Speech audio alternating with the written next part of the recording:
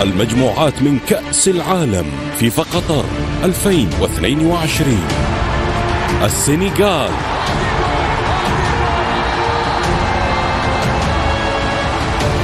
هولندا، 21 من نوفمبر، حصريا على قنوات بي إن سبورتس ماكس وبي إن 4K. هذه المباراة على قنوات بي إن سبورتس تأتيكم برعاية. Chers amis internautes, bonsoir et merci de suivre et de continuer à suivre le Rappel TV. Donc les gars, nous vous demandons d'abonner sur la chaîne et d'appuyer sur la cloche de notification pour ne pas manquer les informations que nous partageons.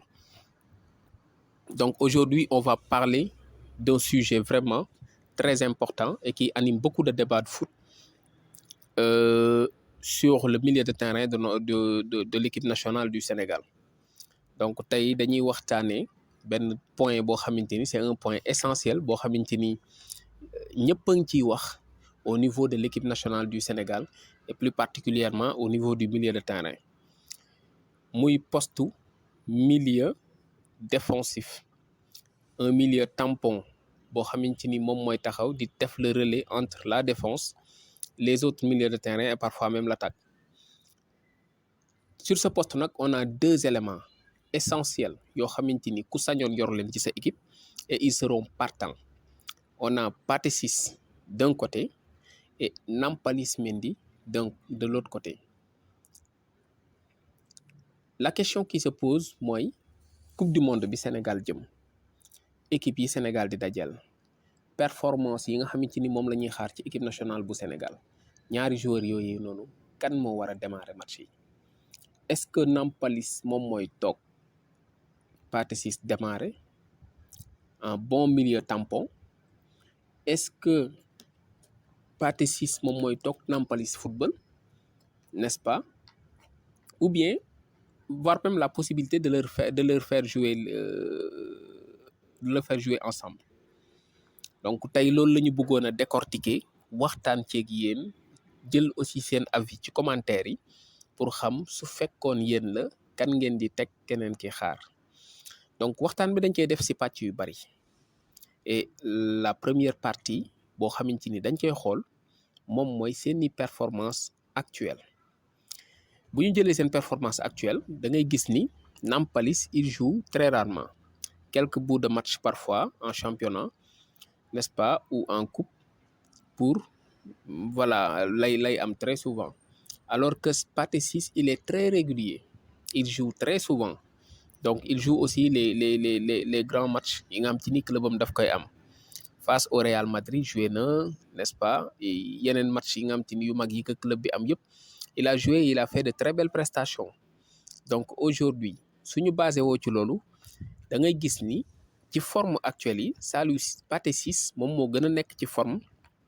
par rapport ak li nga xam te ni moom la ñu nekk di wane, n'est-ce pas, li ñu naan les formes du moment. Mais attention, boo jëlee avant CAN bi presque Nampalys Mendy moom moo nekkoon presque joueur u Sénégal bi gënoon a faible lu mu joué, maanaam situation bi mu nekkoon ci avant CAN bi sax moom moo gënoon a défavorable situation bi mu nekk léegi. Et cela ne pas, malgré cela moom moo nekkoon meilleur milieu défensif ci CAN bi. Il a fait une CAN, excusez-moi, extraordinaire. Il était sur tous les bons ballons. Donc il a fait un CAN vraiment exceptionnel. te loolu Sénégalais yëpp teg nañ ci seen bët. D'ailleurs coach am bi CAN bi jeexee il a avoué que ni moom dafa juumoon. Pourquoi moom nangu ko sax joué loo ba mu yóbbu ko sax faf ci réserve bi. Loolu vraiment njuumte bu mag la ci moom. Et il l'a accepté en conférence de presse. D'ailleurs bi mu jógee ci CAN bi ci la commencé waat di jouer normal ci clubam, n'est-ce pas? Donc tey loolu bu ñu xoolee ci passé récent boobu donc dafay mel ni situation Nampalys Mendy bii mu nekk warul wàññee dara ci ay performance individuelle am, ci ay performance am ak sur sa capacité, n'est-ce pas, de jouer et de satisfaire les attentes du coach. les attentes de l'équipe nationale du Sénégal. Donc bu ñu jëlee passé récent boobu jël actuellement li xew nii donc bu ñu leen doon juger même si bu amee en tout cas ballottage lay doon peut-être un peu favorable à Pathé Ciss parce que aussi ki nga xamante ni mi ngi jouer di def ay performances mënoo ko yamale ba tey ak ki nga xamante ni nekkul di jouer ay bout de match kese lay am ba pare même si dans le passé wane na ni mën naa bañ a jouer ba pare bokk ci les meilleurs wala bokk les meilleurs ma ñëw def plus que ñoom li ñuy def loolu wane na ko fi mais donc on donne comment dirais-je les faveurs à Pathé Ciss ci point boobu noonu. alors beneen point bi nga xamante ni bëggoon nañ ko waxtaanee muy deuxième point bi moom mooy sur leur passé en équipe nationale donc côté boobu da ngay gis ni Nampalys Mendy dafay am avantage largement ci Pathé Ciss. alors lu waral loolu mooy Pathé Ciss ñaari sélection la am te sélection yi du woon ay matchs yoo xamante ni c'était des matchs amicaux alors que Nampalys il est à plus de 10 sélections donc il a fait une très belle CAN. Il a comment dirais-je joué la finale, la demi-finale, les quarts de finale, n'est-ce pas? Il est champion d'Afrique. Il a joué, il a fait les 2 matchs double confrontation avec l'Égypte pour les qualifications à la Coupe du Monde. Donc du coup passage bi nga xamante ni am na ko en équipe nationale moom Nampalys Mendy mënuñu ko tëkkale ba tey ak Pathé Ciss mi nga xamante ni moom mooy door a ñëw. donc de ce fait moom loolu aussi mën na nekk un atout sur moom ba nga xamante ni bu ñu tollee ci kan moo war a dem ak kan mooy xaar Aliou Cissé mën na ko jox les faveurs moom mu démarrer su defee ay performance mu bàyyi ko mu continuer maintenir poste bi par contre su amee ay flottement mu dugal Pathé Ciss et en fonction de Pathé Ciss li muy wane su duggee n'est-ce pas peut-être match bi ci topp Nampalys toog xaar par méforme Pathé Ciss eggali nekk titulaire indiscutable bi. donc côté boobu buñ ci xoolee mën nañoo ne Aliou il se peut que mu prioriser Nampalys Mendy ci poste milieu défensif boobu noonu Pathé Ciss xaar comme étant son remplaçant et au cas où Nampalys n'est pas performant moom mu ñëw jël place am jouer. alors boobu mooy deuxième point bi.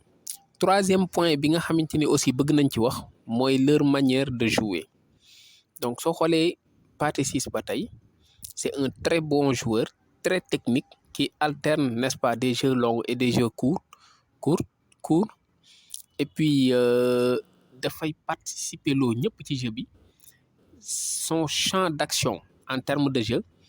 est plus grand que celui de Pathé Ciss moom il peut que celui de Nampalys plutôt. Il peut faire même des passes jusqu'aux excentrés jusqu'à l'attaquant de pointe et puis il fait jouer tout le monde donc il crée de l'équilibre et stabilise le milieu de terrain loolu aussi coach Aliou il a fait ce constat seedeel na ko moom Pathé Ciss te ñëpp aussi teg nañ ci seen bët n'est-ce pas. maintenant benn bémol bu ndaw la am ci côté boobu mooy ci côté technique mooy dafa xaw a yéex ci réception contrôle passe moo tax booy seetaan munoo seetaan benn matchu Pathé Ciss ba mu jeex te duñu siif balam parce que très souvent su ko ki koy marqué su ko acculé moment biñ koy passe bal bi balaa muy réceptionner bay contrôler pour def passe kooku këf bal bi dem ak moom. Nampalys Mendy il a le même profil mais moom il peut alterner jeu court jeu long mais il préfère faire du jeu court.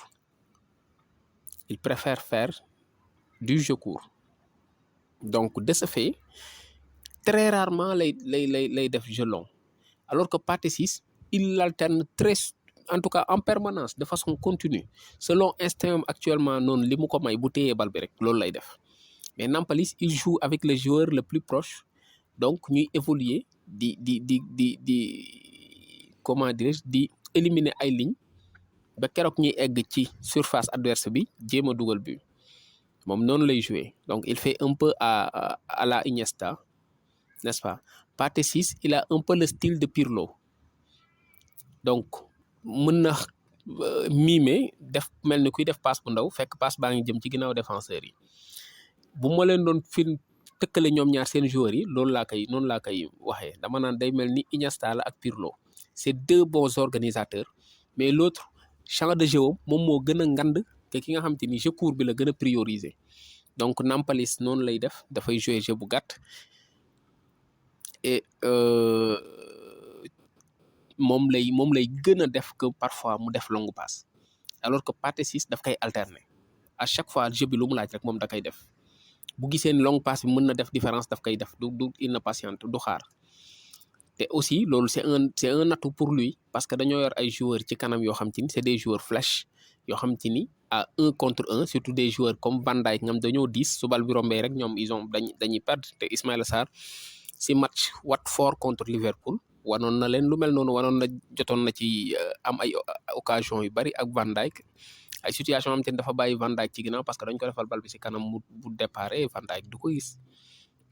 donc foofu dafay am benn avantage bu ndaw pour Pathé Ciss ci jeu bi maintenant avantage bu ndaw bi am foofu tamit pour Nampalys mooy Nampalys moom bal boo xamante ni egsi na ci tànkam amul lakkinu Pathé Ciss bi nga xamante ni mooy dafa yéex moom il est automatique ci côté boobu bu bal bi egsee ci tànkam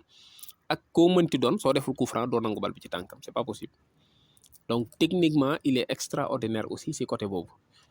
tu fais la passe à Nampalys joueur bi daw acculé ko su fekkee tànku Nampalys moo jiitu ci bal bi quel que soit lu joueur bi mënti def perte na ko dootu ko laal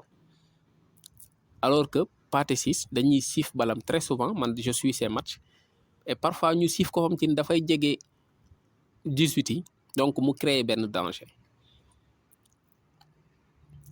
donc loolu aussi bon c'est au coach de voir parce que kii jeu bi mu yor moom moo gën a champ d'action bi muy jël moo gën a large kii jeu court lay def très même si tantôt mu def jeu long donc foofu aussi je dirais que ballottage bu équilibré la entre ñoom ñaar sur le plan jeu maintenant sur le plan même si c'est des milieux défensifs ils ont parfois des tâches offensives et sur ce plan Nampalys très rarement nga koy gis mu def une action offensive wala mu participer sur une action offensive alors que pour Pathé Ciss c'est quelque chose boo xamante ni il le fait très souvent des tirs lointains yoo xamante ni ça peut aboutir parfois à des buts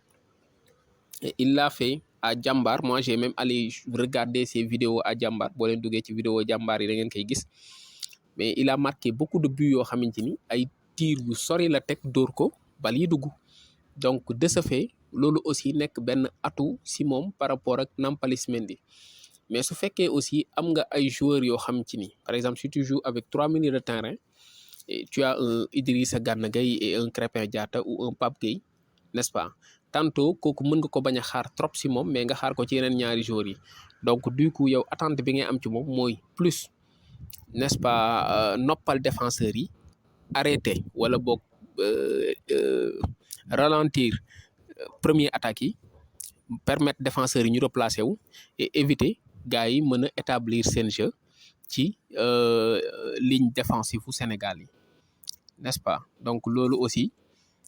je dirais que côté boobu même si Pathé Ciss moom moo am avantage bu ndaw n'est-ce pas Nampalys aussi peut s'en sortir donc globalement bu ñu leen doon tëkkale ci yooyu lañ leen tëkkale de ce fait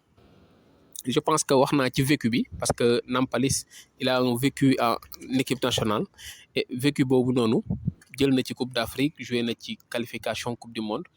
voilà loolu aussi wax naa ci sànq suma juumul ak te mënuñu ko tëkkale vécu bu Pathé Ciss bi nga xam te ni 2 matchs kese la amagum mais en tout cas c'est 2 joueurs extraordinaires que personnellement moi-même j'ai des problèmes pour dire que pour les matchs du Sénégal kii laay teg en 6 milieux récupérateurs boole ko ak Idrissa Gana Gueye wala Pape Matar Sarr ak Pape Gueye wala Krépin Diatta mais je sais que ñoom ñaar Alioune dina ci teg kenn dina am kenn kuy toog ci banc bi alors te su boobaa dina difficile trop ñun ñi nekk fii xam kan la Alioune di teg ak kan mooy toog peut-être entraînement yi nga xam te Lions yi ñi ngi koy def actuellement au Qatar mën na permettre Aliou mu def beneen lecture boo xamante ni ñun ñi nekk à l'extérieur mënuñu ko am ba tax le jour J mu teg kii keneen ki xaar mais gars yi nag bon fii lay yemale analyse bi mais ma leen di laaj d'après vous entre Pathé Ciss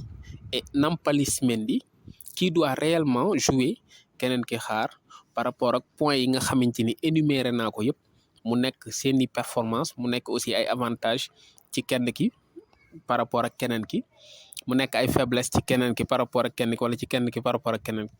donc ak yi nga xamante ni peut-être énuméré wu ma ko te mënoon naa ko wax maa ngi leen di laaj vraiment ci commentaire yi ngeen commenter réellement wax ma entre Pathé Ciss ak Nampalys Mendy su fekkoon vous étiez à la place de Aliou Cissé kan ngeen di teg moom mu football 6 keneen ki toog xaar gars yi je vous remercie et je vous demande vraiment d'abonner à la chaîne pour nous accompagner détails yëpp dinañ ci waxtaan ci football waaw détails yëpp dinañ ci waxtaan donc gars yi abonné leen ngeen bës cloche de notification bi pour yeneen yu bañ leen a raw jaa ngeen jëf